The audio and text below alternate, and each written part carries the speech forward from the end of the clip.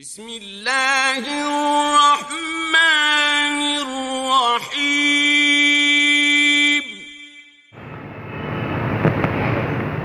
السلام علیکم ورحمۃ اللہ وبرکاتہ۔ بسم اللہ الرحمن الرحیم۔ عن ام سلمۃ رضی اللہ تعالی عنہا قالت قال رسول اللہ صلی اللہ علیہ وسلم اذا رأيتم هلال ذي الحجة وأراد أحدكم أن يضحي فليمسك عن شعره وأظفاره رواہ مسلم۔ محترم حضرات، اللہ رب العالمین کا اپنے بندوں پر یہ فضل و احسان ہے، اس کی مہربانی ہے کہ بندوں کے گناہوں کی مغفرت کے لیے،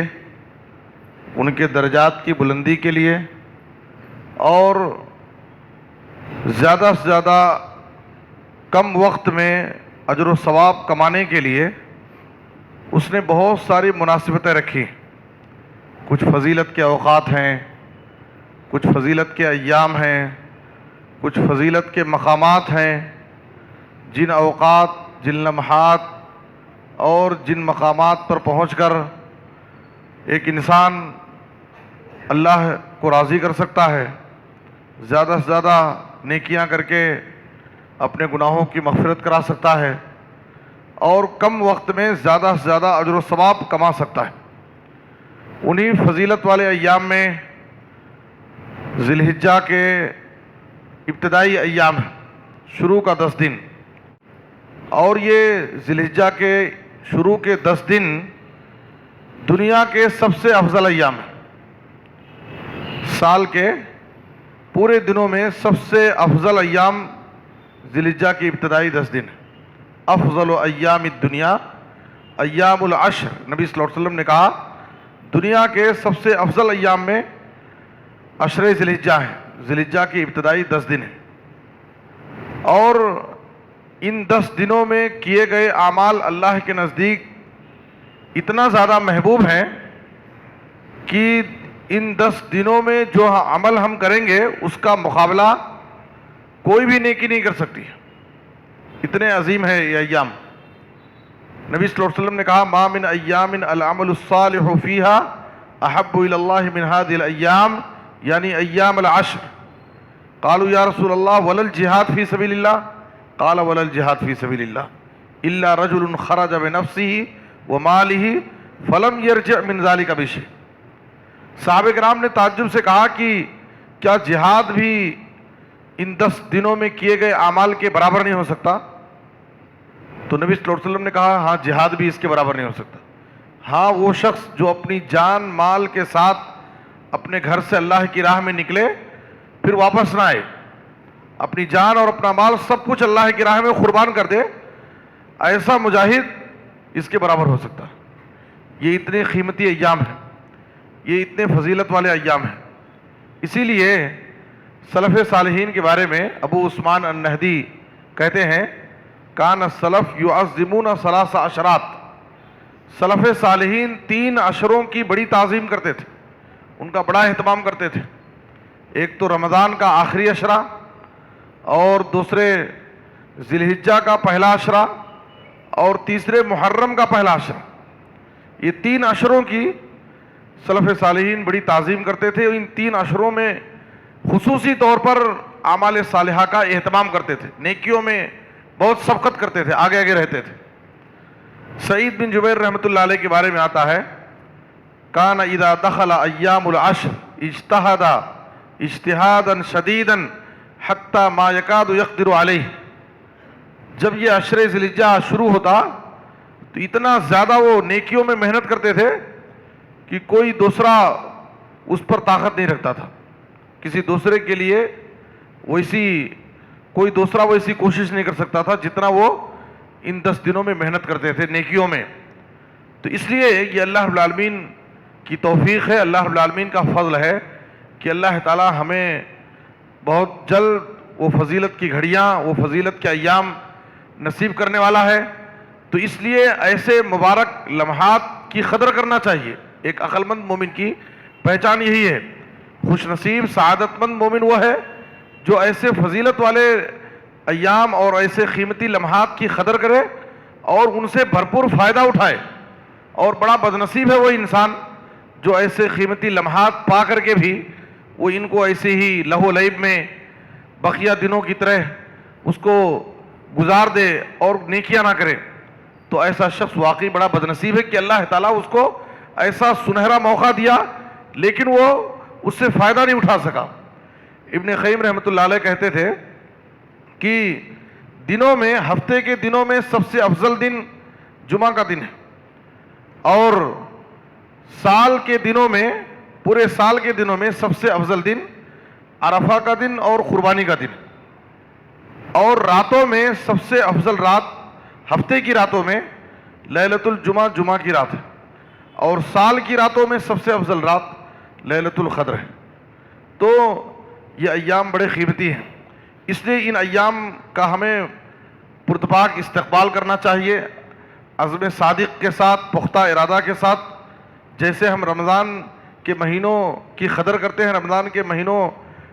کے مہینے میں ہم خوب نیکیوں کا اہتمام کرتے ہیں، اسی طریقے سے ان قیمتی ایام کی بھی ہمیں قدر کرنی چاہیے، اور اس عشرے میں داخل ہونے سے پہلے باقاعدہ ہم دل میں پختہ ارادہ کر لیں، ابھی سے نیت کر لیں اور اپنا ایک لائحہ عمل بنا لیں، ٹائم ٹیبل بنا لیں کہ کس طریقے سے ہم ان ایام کا استقبال کریں گے، اور ان ایام میں ہم نمازوں کی پابندی کس طرح سے کریں گے، قرآن مجید کی تلاوت، اس ایک عشرے میں ایک بار قرآن مجید ختم کرنے کا اہتمام کرنا چاہیے۔ قرآن مجید کی تلاوت کس طرح سے ہم کریں ہر دن کہ اس عشرے میں قرآن مجید ایک مرتبہ ہم سے ختم ہو جائے۔ اسی طرح سے نبی صلی اللہ علیہ وسلم نے کہا فَأَكْثِرُوا فِيهِنَّ مِنَ التَّهْلِيلِ وَالتَّكْبِيرِ وَالتَّحْمِيدِ، کثرت سے ان ایام میں زیادہ سے زیادہ اللہ رب العالمین کی تکبیر، اس کی بڑائی بیان کرنی چاہیے، اس کا ذکر کرنا چاہیے، اور ذکر و اذکار کا خصوصی اہتمام کرنے کے لیے نبی صلی اللہ علیہ وسلم نے اس عشرے کے اندر تعلیم دی ہے۔ تو ہم اس عشرے میں داخل ہونے سے پہلے باقاعدہ اس کا استقبال کرنے کے لیے اور اس سے بھرپور استفادہ کرنے کے لیے ہم ایک ٹائم ٹیبل بنائیں اور دل میں پختہ ارادہ کریں، تاکہ ہماری نیت کے مطابق اللہ تعالیٰ اس عشرے سے استفادے کی ہمیں توفیق دے اور ہمارے لیے آسانیاں پیدا فرمائے۔ حضرت انس رضی اللہ عنہ کہتے ہیں کہ میرے چچا حضرت انس بن نضر اسلام کی پہلی جنگ بدر میں شریک نہیں ہو سکے تھے، جس کا ان کو بڑا ملال تھا کہ میں بدر کی اسلام کی پہلی جنگ میں شریک نہیں ہو پایا، لیکن انہوں نے دل میں پختہ ارادہ کیا کہ میں اگر آئندہ کبھی کسی جنگ میں شرکت کا موقع ملا تو ایسی بہادری کے ساتھ میں لڑوں گا کہ اللہ تعالیٰ میری خدمت کو، میرے عمل کو دیکھے گا۔ اللہ رب العالمین سے انہوں نے پختہ ارادہ کیا اور عہد کیا کہ آئندہ کبھی ایسا موقع ملا تو میں ہاتھ سے نہیں جانے دوں گا۔ دوسرے سال غزوہ احد کا جب موقع آیا تو اس وقت اس غزوہ احد میں شریک ہوئے اور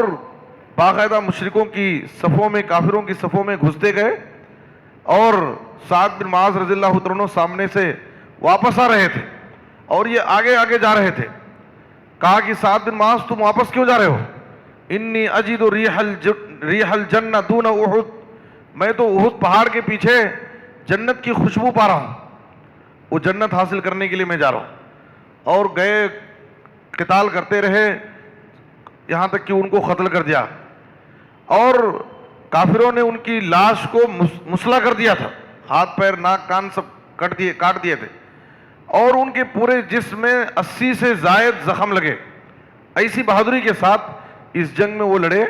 80 سے زائد تیر، تلوار اور نیزے کے سارے زخم ملا کر کے 80 سے زائد زخم تھے۔ اس کے باوجود مشرکین نے ان کی لاش کو مسلح کر دیا تھا، ان کی لاش پہچانی نہیں جا رہی تھی۔ ان کی بہن نے انگلیوں کے پور کے نشان سے یا تل کے نشان سے ان کو پہچانا کہ یہ میرے بھائی ہیں۔ تو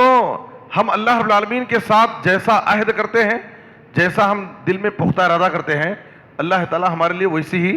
آسانیاں کرتا ہے۔